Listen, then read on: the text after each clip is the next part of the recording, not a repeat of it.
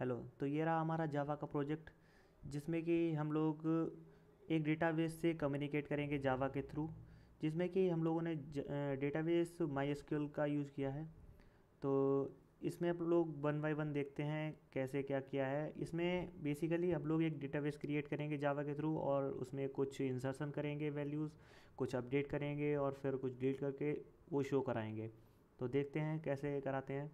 सबसे पहले हम लोगों ने जो कोड है उसको देख लेते हैं, फिर उसके बाद इसकी वर्किंग देखते हैं। पे इम्पोर्ट एक लगाया है जावा डॉट एसक्यूएल, मतलब ये है एसक्यूएल से कनेक्ट करने के लिए, जो डेटाबेस एसक्यूएल है उसको उससे कनेक्ट करने के लिए किया है। उसके बाद मेन क्लास बनाई है जिसमें कि हमारा मेन मेथड होगा, और उसी के नाम से ये देखिए यहाँ पे मेन डॉट जावा भी बनाई है। और तो फिर इसके बाद हम लोगों ने यहाँ पे जो डेटाबेस से कनेक्ट करने के लिए उसका एक यूआरएल चाहिए होता है, जिसमें कि अपना एक यूज़र होगा और पासवर्ड होगा, डेटाबेस का नाम, और इसके बाद रूट और पासवर्ड ये रहा।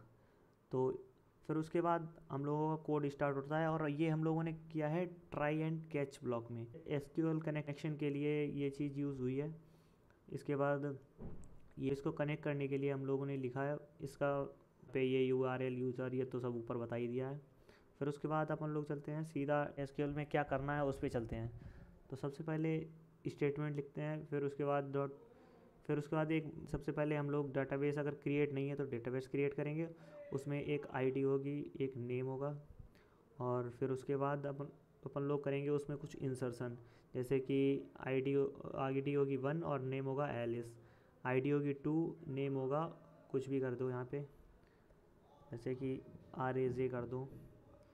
और फिर उसके बाद अपडेट करेंगे उसको चार्ली के नाम से, आईडी जिसकी 1 होगी उसको अपडेट करेंगे।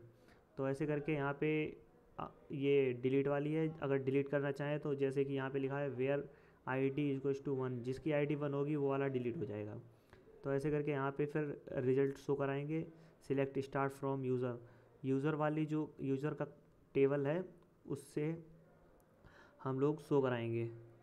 तो ये इसी तरह यहाँ पे ये सिस्टम डॉट प्रिंट एल जो लिखा है यहाँ पे हमारे टर्मिनल में भी प्रिंट होगा ये। और फिर उसके बाद डेटाबेस ऑपरेशन कंप्लीट, ये लास्ट वाला बिल्कुल लास्ट, अगर यहाँ पे कंप्लीट हो जाएगा फिर ये वाला चल जाएगा बस।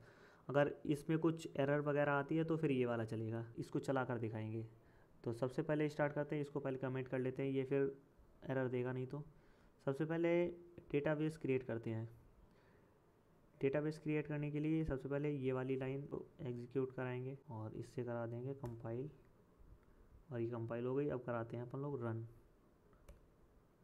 ये देखिए डाटाबेस कनेक्टेड, अपना डाटाबेस क्रिएट हो गया है, डाटाबेस से कनेक्ट कर लिया है, database operation complete, database create हो चुका है।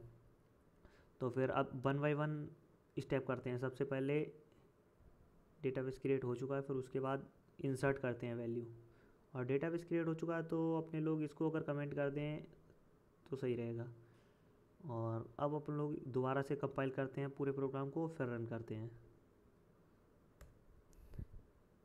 कंपाइल हो गया और ये रहा, ये देखिए रन जैसे ही किया वैसे ही इंसर्शन क्या क्या किया था। एक किया था ID 1 हो और एलिस हो, ID 1 है और एलिस है, और दूसरा है ID 2 राज। तो यहाँ पे और ये लास्ट वाली देखो डेटाबेस ऑपरेशंस कंप्लीट, ये बिल्कुल पूरी उसी तरह चली है। तो चलिए अब इसके बाद अपन लोग इसको कमेंट करते हैं क्योंकि ये तो हो चुका है। फिर इसके बाद करते हैं अपडेट, देखते हैं अपडेट कैसे होगा। तो अपडेट वाला अनकमेंट कर दिया, तो फिर इसको देखते हैं, पहले कंपाइल करेंगे। अगर कंपाइल नहीं करेंगे तो फिर वही वाला कोड दोबारा दोबारा रन होता रहेगा। तो पहले कंपाइल करेंगे फिर रन करेंगे, और यहाँ पे कंपाइल कर लिया और ये रहा रन देखो। तो यहाँ पे पहले था एलिस, अब हो गया चार्ली, और दूसरे वाला वही सेम ही रहा, और फिर डेटाबेस ऑपरेशन कंप्लीट हो गया। तो अब इसके बाद अपन लोग करते हैं डिलीट वाला, डिलीट वाला परफॉर्म करेंगे। तो जिसकी ID 1 होगी वो वाला डिलीट हो जाएगा। तो पहले इसको करेंगे कंपाइल, देन करेंगे इसको रन। तो देखो जैसे कि पहले हम लोगों ने दो थी, एक ID 1 नाम से चार्ली था, दूसरा राज। तो यहाँ पे हम लोगों ने डिलीट किया है जिसकी ID 1 हो वो वाला डिलीट हो जाए। तो 1 वाला डिलीट हो गया, दूसरा राज वाला ही बचा बस। तो इसी तरह यहाँ पे हम लोगों ने पूरा ये प्रोग्राम कर लिया है। Thank you.